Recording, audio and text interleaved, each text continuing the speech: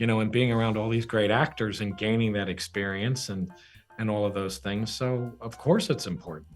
And hopefully I've built on it, and hopefully I'm a more skillful actor. Yeah. I don't know. You'd have to ask though other people whether I actually am or not. But I feel like I am. Every year at Barton Academy, students, faculty, and staff depart the campus for a 2-week winter break. But there are always an unfortunate few who have nowhere to go for the holidays. They're known as the Holdovers. I'm so happy and excited to be talking with you. Welcome to De Película and congrats on being the Estreno with the Holdovers. How are you feeling about everything that's buzzing around this movie? Oh, my head is in the clouds. I'm buzzing along with it. The first thing I want to ask you is what caught your eye that made you want it to be a part of this story? Well, it was the director, really. I mean, in a lot of ways, just knowing he wanted to make a movie with me was enough. I mean, I would have done whatever it was. It then turned out to be a really good story with really good characters and great dialogue and things like that.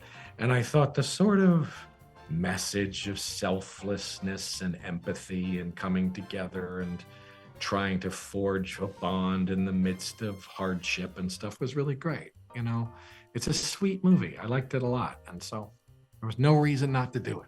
The lesson we get from her about learning to let go is something we do not see it coming in the film. How was the approach to get all the layers we get to see from her behalf? It took many passes at the script. I would go through the script, and because there was so much, like you said, there's layers.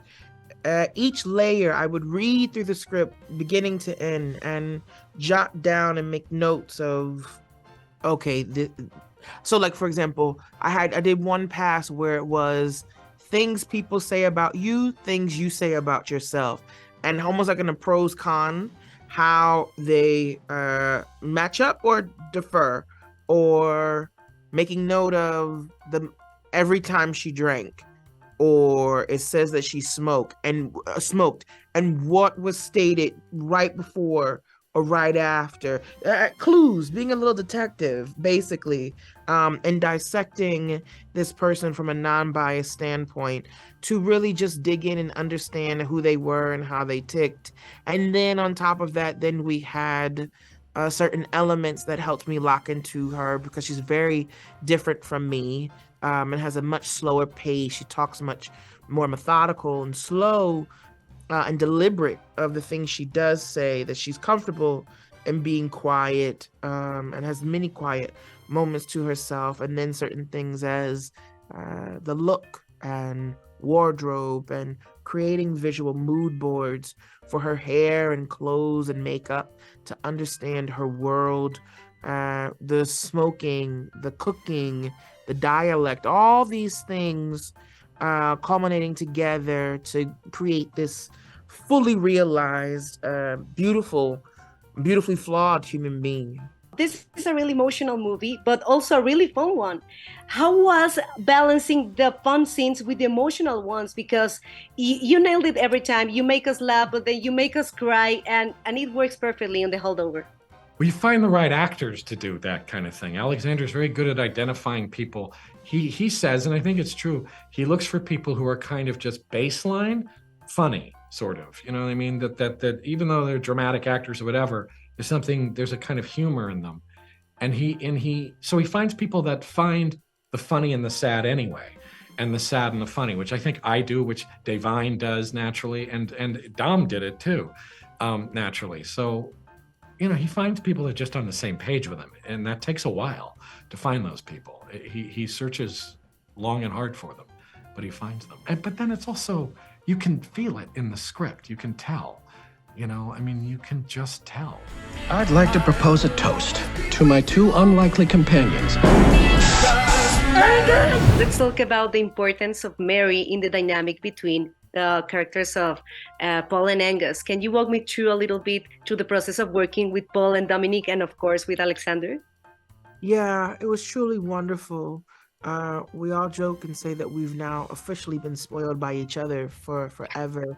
Alexander makes an amazing effort to create an environment for the actors where we can quite simply thrive. And things that you think would only be reserved to leads, he gives everyone. Having a crew who top to bottom is fully devoted, amazing locations department, phenomenal props. There's tiny little props and hidden places that you guys would never see, but it was such a generous gift for them to give to us as it helped mold our performances. To work with Dominic, though he's young and this is his first one, to have such a groundedness in his character, and also it was a beautiful reminder of where we came from and when it was our first project. And then to work with Paul, the legend that he is, and yet how kind and soft and egoless he was, and willing to support us in creating what we felt as though was necessary to make magic. The relationship we see going on between Professor Hanam and between Mr. Tully is really, it starts on a rocky basis, but it turned out to be exactly what the two of them needed for each of one's lives. Can you recall on maybe on an unexpected friendship that might have changed your own life?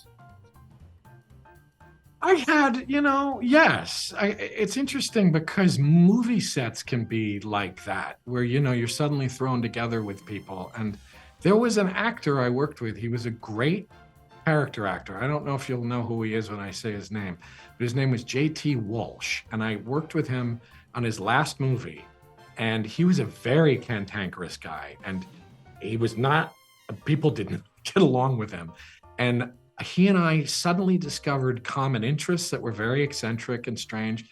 And he became actually, I only knew him for a year, he died.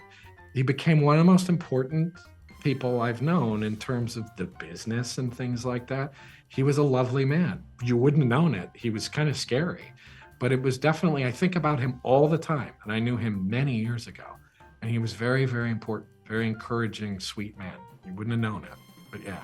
There's a lot of beautiful lines on the movie, and lessons living in the present. And one that stood with me was that to understand the present or to ourselves, we need to start studying the past. How has been that approach for you as an actor, preparing for any other roles and then getting to this role and having all that experience and put it in the work for this film?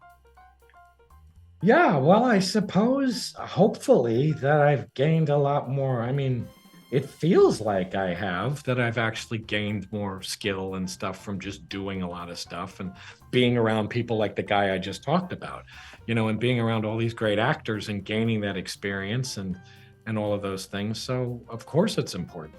And hopefully I've built on it, and hopefully I'm a more skillful actor. Yeah, I don't know. You'd have to ask, though, other people whether I actually am or not. But I feel like I am. Oh my God, you are Paul Giamatti. You are fantastic. Okay, well, all right, if you say so, but I don't know. You never know. No, and in this movie, you really are, you're on another level. So thank you so much for your time and for your performance on this movie. I enjoyed it wholeheartedly. And thank you for being with us on De Película. Thank you very much. Thank you. Do not cross the Rubicon. The Holdovers.